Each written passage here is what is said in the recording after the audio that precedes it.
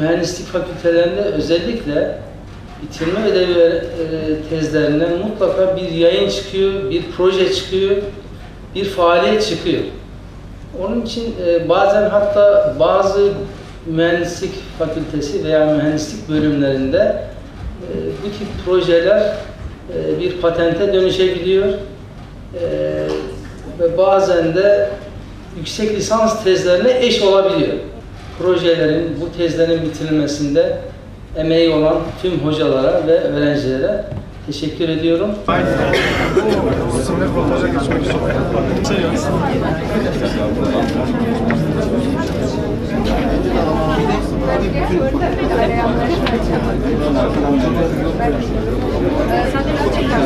Hocam bu da engelden kaçan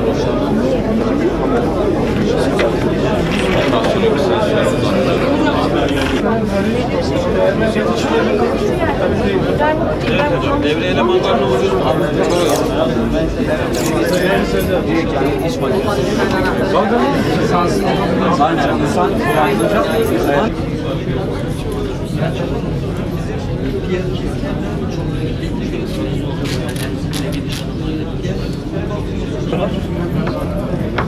Şu an bir sıkıntı oldu. Biz ayakkabımıza giydik. Ayağın işte hareketlerine göre de enerji şarjı İnşallah görünmeyi başardım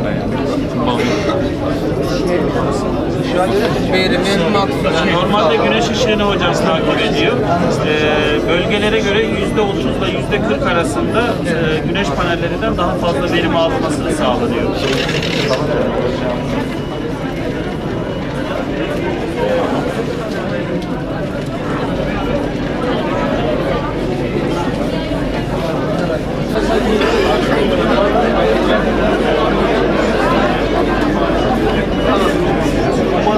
Elinize sağlık. Teşekkürler arkadaşlar. Yazarsın diyor çoğun. işlemi gerçekleştiriyor. İş makinelerinin çalışma esnasında iş kazaları sonucu ölüm seviyede yüksek olduğu için kokpitten yani kilosuna göre diğer bilgileri de görüyoruz.